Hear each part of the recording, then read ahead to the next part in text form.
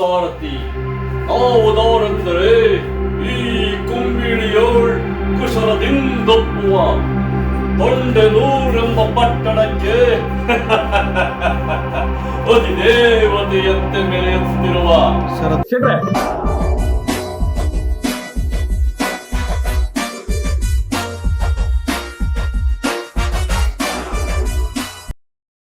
Sir ನಿಮ್ ತಂದೆಯವ್ರಿಗೂ ಕೂಡ ತುಂಬಾ ಆಸಕ್ತಿ ಎಲ್ಲ ಇತ್ತ ಕತೆ ಅದೆಲ್ಲ ಬರೀತಿದ್ರ ಸರ್ ಅವರು? ಇಲ್ಲ, ಅವ್ರಿಗೆ ಆಸಕ್ತಿ ಇರ್ಲಿಲ್ಲ. ನಾವು 63ರಲ್ಲಿ ನಾವು ನಾಟಕಗಳು ಶುರು ಮಾಡಕ್ಕೆ ನಮ್ಮ ದೊಡ್ಡಣ್ಣವರೆಲ್ಲ. ಆ ಟೈಮಲ್ಲಿ ನಮ್ಮ ತಂದೆಯವರು ನೋಡೋರು ಮಾಡೋರು ಈ ತರ ಎಲ್ಲ ಇದ್ ಮಾಡಿದಾಗ ನಾನು ಒಂದ್ ಯಾಕೆ ಬರೀಬಾರ್ದು ಅಂತ ಹೇಳಿ ಅವರೊಂದು 3-4 ನಾಟಕಗಳನ್ನ ಬರ್ದಿದ್ರು. ಅದು ಬರ್ದಿದ್ರು ಯಾರು ಮಾಡ್ತಾ ಇರಲಿಲ್ಲ, ಸುಮ್ಮನೆ ಇದ್ರು. ನಾನೇ ಫಸ್ಟ್ ತಗೊಂಡು ಆ ನಾಟಕನ ನಾನೇ ಡೈರೆಕ್ಷನ್ ಮಾಡಿ ಹಾಸನಕ್ಕೆ ಕಾಂಪಿಟಿಷನ್ ತಗೊಂಡೋಗಿ ಅಲ್ಲಿ ಫಸ್ಟ್ ಪ್ಲೇಸ್ ಹೊಡ್ಕೊಂಡು ಬಂದಿದ್ದೀನಿ. ಅದೊಂದು ಬಹಳ ಖುಷಿ ಕೊಡುತ್ತೆ. ತುಂಬಾ ಖುಷಿ ಆಗುತ್ತೆ. ಸರ್ ನಿಮ್ ಲೈಫ್ ಅಲ್ಲಿ ಒಂದು ಬೆಸ್ಟ್ ಮೂಮೆಂಟ್ ಅಂತ ಇದ್ರೆ ಅದೇನಿದೆ ಸರ್? ಅದು ಬೆಸ್ಟ್ ಅಂತಂದ್ರೆ ಒಂದು ನಾನು ಬೇರೆ ಕಲಾವಿದರಿಗೆ ಒಂದ್ ಸ್ವಲ್ಪ ನನ್ನ ವಿದ್ಯೆಯನ್ನ ಕಲಿಸ್ಕೊಟ್ಟು ಅವ್ರನ್ನ ನೋಡಿ ಚೆನ್ನಾಗಿ ಬೆಳಿತಾ ಇದಾರಪ್ಪ ಅಂತ ಖುಷಿ ಪಡೋದು ಒಂದು ಬೆಸ್ಟ್ ಅಂತ ಹೇಳೋದು. ಓಕೆ ಸರ್, ಇದೆಲ್ಲ ಆಯ್ತು. ಅದೇ ರೀತಿಯಾದ ಒಂದು ವರ್ಸ್ಟ್ ಮೂಮೆಂಟ್ಸ್ ಯಾವ್ದಾರ ನಿಮ್ ಲೈಫ್ ಅಲ್ಲಿ ನಡೆದಿದ್ಯಾ? ನಡೆದಿದೆ, ಬೇಕಾಷ್ಟು ನಡೆದಿದೆ. ನಾವೆಲ್ಲ ಆನಂದವಾಗಿ ಚೆನ್ನಾಗಿ ಮನೇಲಿ ಇರುವಾಗ ನಮ್ಮ ಮಳೆಯ ಒಂದು ಆಕ್ಸಿಡೆಂಟ್ ಅಲ್ಲಿ ತೀರೋಗ್ಬಿಟ್ಟ. ಅದಾಗಿ 2 ವರ್ಷಕ್ಕೆ ಏನಾಗೋಯ್ತು ಅಂದ್ರೆ ನನ್ನ ಮಗ ಟೀಮ್ ಅಂತ ಹೇಳಿ ಒಂದು ಫಿಲಮ್ ತೆಗಿತಿದ್ದ. ಅದಕ್ಕೋಸ್ಕರ ಒಂದು ಯಮಹ R1 ಅಂತ ಹೇಳಿ ಒಂದು ಮೋಟರ್ ಬೈಕ್ ತಗೊಂಡಿದ್ದ.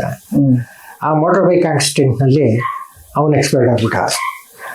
ಅದಾಗಿ ಒಂದು 7-8 ವರ್ಷ ಆದ್ಮೇಲೆ ನನ್ನ 2ನೇ ಮಗಳು, ಈಗ ಒಂದು 3-4 ವರ್ಷ ಆಯ್ತು, ಬೋನ್ ಕ್ಯಾನ್ಸರ್ ಆಗ್ಬಿಟ್ಟಿದ್ದಾನೆ. ಅವಳು ತೀರೋಗ್ಬಿಟ್ಲು. ಸರ್ ಇವತ್ತಿನ ಫ್ರೆಂಡ್ಶಿಪ್ಗೂ ಕೂಡ ಅವತ್ತಿನ ಫ್ರೆಂಡ್ಶಿಪ್ ತುಂಬಾ ಡಿಫ್ರೆನ್ಸ್ ಇರುತ್ತೆ. ಅವತ್ತಿನ ಫ್ರೆಂಡ್ಶಿಪ್ ಎಲ್ಲ ಕೂಡ ಇವತ್ತಿನ ದಿನಕ್ಕೂ ಕೂಡ ಇದಾರ ಸರ್? ಇದಾರೆ. ಅವಾಗ ನಮ್ಮ ಫ್ರೆಂಡ್ಶಿಪ್ ಅಂತಂದ್ರೆ ಯಾವ ರೀತಿ ಅಂತಂದ್ರೆ ಒಬ್ಬರಿಗೆ ಒಬ್ರು ಬಹಳ ಅಡ್ವೈಸ್ ಮಾಡ್ಕೊತಾ ಇದ್ದು. ಈಗ ನನ್ನ ನಾಟಕದಾಗ ಬಂದು ಅವ್ನು ಮಾಡೋದು, ಅವ್ನ ನಾಟಕದಲ್ಲಿ ನಾವು ಇದು ಮಾಡೋದು, ಒಂದೆಲ್ಲಾದ್ರೂ ಹೋದ್ರೆ ಎಲ್ಲ ಒಟ್ಟಿಗೆ ಹೋಗೋದು ಬರೋದು, ಇದೆಲ್ಲ ಮಾಡ್ಕೊಂಡು ಒಂಥರ ಅವಾಗ ಬಾಂಧವ್ಯ ಚೆನ್ನಾಗಿತ್ತು. ಈಗ ಅಂದ್ರೆ ನಮಗೆ ಕಲಾವಿದರುಗಳು ಸಿಗೋದೇ ಕಷ್ಟ. ಕಲಾವಿದರು ಹೋಗ್ತಾ ಇದ್ರೆ ಇನ್ನೊಂದ್ ಕಡೆ ಹೋಗಿರ್ತಾರೆ, ಅವ್ರನ್ನ ಬರೆಯಬೇಕು ಅಂದ್ರೆ ಕಾಯ್ಬೇಕು, ಈ ತರ ಎಲ್ಲ ಆಗ್ಬಿಟ್ಟಿದೆ. ಅಂದ್ರೆ ಇಲ್ಲೇ ಇದಾರೆ ಅಂದ್ರೆ ಅದೇ ಈಗ ನಮ್ಮ ವಯಸ್ಸಿಗೆ ತಕ್ಕಂತೆ ಇರೋರು. ಈಗ ನಮ್ಮ ತಿಪ್ಪಣ್ಣವ್ರಾಗ್ಬೋದು, ಇವರು ಮದನ್ ಕುಮಾರ್ ಆಗ್ಬೋದು, ಆಮೇಲೆ ತಿರ್ಗಾ ನಮ್ಮ ಇನ್ನು ಸುಮಾರು ಜನ ಈಗ ಇದ್ದಾರೆ. ನಮ್ಮ ರಾಮಣ್ಣ ಅಂತ, ಕಂಸಾಳೆ ರಾಮಣ್ಣ ಅಂತಿದ್ರು. ಅವರು ಈಗೆಲ್ಲ ನಾವೆಲ್ಲ ಒಟ್ಟಿಗೆ ಸೇರ್ತೀವಿ. ಈಗ ನಾಟಕ ನಾವೆಲ್ಲ ಮಾಡ್ತಾ ಇರೋದೇ ಈಗ ಸ್ವಲ್ಪ ವಯಸ್ಸಾದವ್ರೇನೆ. ಹುಡುಗರುಗಳು ಒಂದು 4-5 ಜನ ಇದ್ದಾರೆ. ಅದನ್ನ ಸೇರ್ಸ್ಕೊಂಡು ಮಾಡ್ತಾ ಇದ್ದೀನಿ. ಈಗ ನೆಕ್ಸ್ಟ್ ಅದೇ ಒಂದು ಪೇಪರ್ ಆಡ್ ಕೊಟ್ಬಿಟ್ಟಿದ್ದಾನೆ. ಸ್ವಲ್ಪ ಕಲಾವಿದರನ್ನ ನಾವು ಇದಕ್ಕೆ ಸೇರ್ಸ್ಕೋಬೇಕು ಅಂತ ಹೇಳಿ ಒಂದು ಮಾಡೋಣ ಅಂತ ಒಂದು ಪ್ಲಾನ್ ಹಾಕೊಂಡಿದ್ದೀವಿ. ಸರ್ ನಿಮ್ ಲೈಫ್ ಅಲ್ಲಿ ಒಬ್ರು ಆದರ್ಶ ವ್ಯಕ್ತಿಯಿಂದ ಇರ್ತಾರೆ ಸರ್, ಆ ವ್ಯಕ್ತಿಯಿಂದ ನೀವ್ ಏನ್ ಇನ್ಸ್ಪೈರ್ ಆಗಿದ್ದೀರಿ ಸರ್? ನಮಗೆ ಅದೇ ನಾವು ಈ ನಾಟಕಗಳು ಮಾಡೋವಾಗ ನಮ್ಮನ್ನ ಬೆಂತಟ್ಟಿ ಮುಂದೆ ತಳ್ಳಿರುವಂತವ್ರು ಸುಮಾರು ಜನ ಇದ್ದಾರೆ, ಮುಂದೆ ತಗೊಂಡ್ಬರುವಂತವ್ರು. ಅಂಥದ್ರಲ್ಲಿ ನಮ್ಮ ಅಣ್ಣ ರಾಜಶೇಖರ ಕದಮ್ಮ ಒಬ್ಬ, ಮತ್ತೆ ನಮ್ಮ ಮಂಡ್ಯ ರಮೇಶ್ ನಂದು ಅವ್ರದ್ದು ಒಡನಾಟ ಹೆಚ್ಚು ಕಮ್ಮಿ 24 ವರ್ಷ ಆಯ್ತು. 24 ವರ್ಷ 25ನೇ ವರ್ಷ ನಡೀತಾ ಇದೆ. ಅವಾಗ ಹೇಗಿದ್ವು ಈಗೂ ನಾನು ಅವ್ರ ಜೊತೆಲಿ ಆಗೇ ಇದ್ದೀನಿ. ಅವರು ನಮ್ಮ ಮನೆಗೆ ಬರ್ತಾರೆ, ನಾನು ಅವ್ರ ಮನೆಗೆ ಹೋಗ್ತೀನಿ. ಎಲ್ಲ ಬಾಂಧವ್ಯ ಒಳ್ಳೆ ಇದ್ರ ಫ್ಯಾಮಿಲಿ ಇದ್ದಂಗೆ ಇದ್ದೀನಿ. ಆಮೇಲೆ ತಿರುಗಿ ನಮ್ಮ ತಿಪ್ಪಣ್ಣವರು, ಆಮೇಲೆ ತಿರ್ಗಿ ರಾಮಣ್ಣ ಅಂತ ಇವರು ಮದನ್ ಅವರು, ಆಮೇಲೆ ಈಗ ಬಂದಿರುವಂತ ಹುಡುಗರುಗಳು ಎಲ್ಲ ಚೆನ್ನಾಗಿ ಸಪೋರ್ಟ್ ಮಾಡ್ತಾ ಇದ್ದಾರೆ.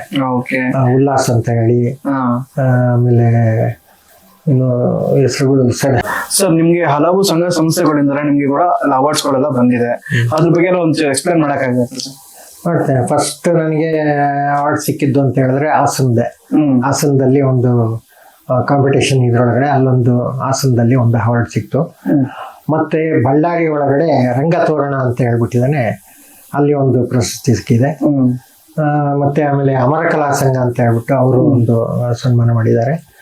ಆಮೇಲೆ ನಮ್ಮ HK ರಾಮನಾಥ್ ಅಂತ ಹೇಳಿ ಬಹಳ ಹಳೇ ಕಲಾವಿದರು, ಅವ್ರದ ನೆನಪಿನಿಗೋಸ್ಕರ ವರ್ಷ ಒಬ್ಬೊಬ್ರಿಗೆ ಅಂತ ಸನ್ಮಾನ ಮಾಡ್ತಿದ್ರು. ಇದ್ರೊಳಗೆ ನನಗೂ ಒಂದು ಸನ್ಮಾನ ಮಾಡಿದ್ದಾರೆ. ಆಮೇಲೆ ರೋಟ್ರಿ ಮೈಸೂರು ರೋಟ್ರಿ ಒಳಗಡೆ ಅಲ್ಲಿ ಈಗ ನೆಕ್ಸ್ಟ್ ಮಂತ್ ನಮ್ಗೆ ಸನ್ಮಾನ ಇಟ್ಕೊಂಡಿದ್ದಾರೆ. ಸೂಪರ್. ಆಮೇಲೆ ನನಗೆ ಮುಖ್ಯವಾಗಿ ಸಿಕ್ಕಿರುವಂಥದ್ದು ಗೌರ್ಮೆಂಟಿಂದ ಇದಾಗಿ ಸಿಕ್ಕಿರೋದಂತ ಜಿಲ್ಲಾವಾರು ಬೆಸ್ಟ್ ಕಲಾವಿದರ ಇದು ಅಂತ ಒಂದು ಪ್ರಶಸ್ತಿ ಕೊಟ್ಟಿದ್ದಾರೆ. ಆಮೇಲೆ ಮೇಯ್ನ್ ಇದು ಅಂತ ಅಂದ್ಬಿಟ್ಟು ಕರ್ನಾಟಕ ನಾಟಕ ಅಕಾಡೆಮಿ, ಅದು ಗೌರ್ಮೆಂಟಿಗೆ ಸೇರಿದ್ದೇನೆ. ಕರ್ನಾಟಕ ನಾಟಕ ಅಕಾಡೆಮಿಯಿಂದ 20ನೇ ಇಸ್ವಿಯಲ್ಲಿ ನನಗೆ ಅಲ್ಲಿ ಪ್ರಶಸ್ತಿ ಕೊಟ್ಟು ಸನ್ಮಾನ ಮಾಡಿದ್ದಾರೆ. ಓಕೆ. ಆಮೇಲೆ ಉಡುಪಿಗೆ ಒಂದು ಮೇಕಪ್ಗೆ ಹೋಗಿದ್ದೆ. ಅದು ಮಂಡ್ಯ ರಮೇಶ್ ಕಡೆಯವರಿಂದ ಒಂದು ಯೂತ್ಸ್ ಅಂತ ಹೇಳ್ಬಿಟ್ಟು ಅಲ್ಲಿ ಒಂದು ನಾಟಕದ ಇದು ಮೇಕಪ್ ಮಾಡಬೇಕಾದ್ರೆ ನನಗೆ ಈ ಕೈ ಸ್ವಾಧೀನ ಹೊರಟೋಗ್ಬಿಡ್ತು, ಎಡಗೈ ಪೂರ್ತಿ.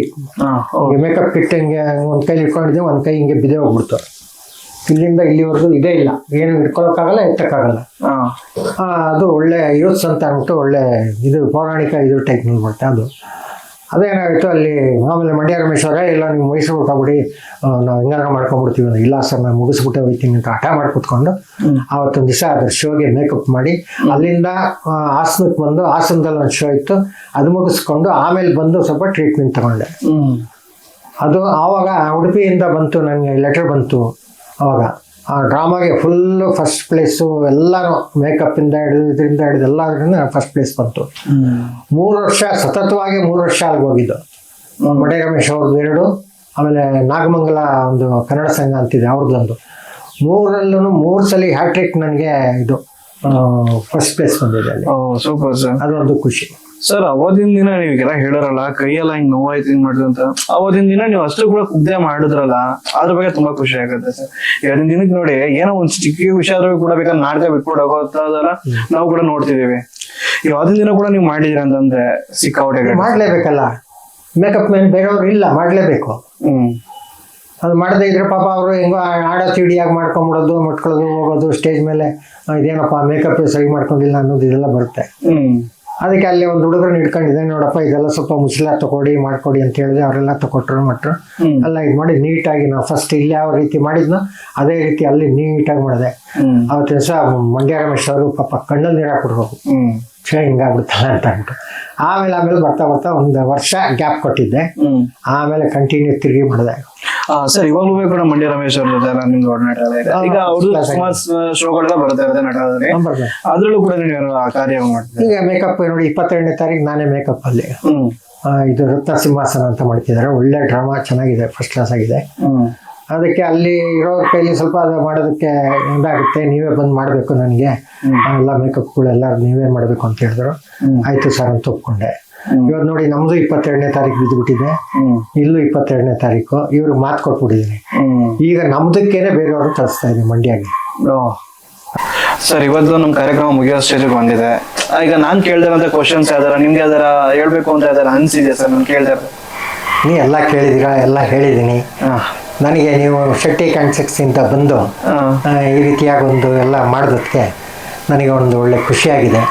ನಿಮ್ಮದು ಎಲ್ಲ ಇದೇ ರೀತಿ ಚೆನ್ನಾಗಿ ನಡ್ಕೊಂಡು ಹೋಗಲಿ ಅಂತ ಹೇಳಿ ನಾನು ನನ್ನ ಕಡೆಯಿಂದ ಒಂದು ಆಶೀರ್ವಾದ ನಿಮಗೆ ಮಾಡ್ತೀನಿ. ಸರ್, ನಮ್ಮ ಕಡೆಯಿಂದ ಶೆಟ್ಟಿ ಕಂಟೆಂಟ್ ಟೀಮ್ ಕಡೆಯಿಂದ ಸಿಗ್ತಾಗಿ ಅದು ನಮ್ಮನ್ನು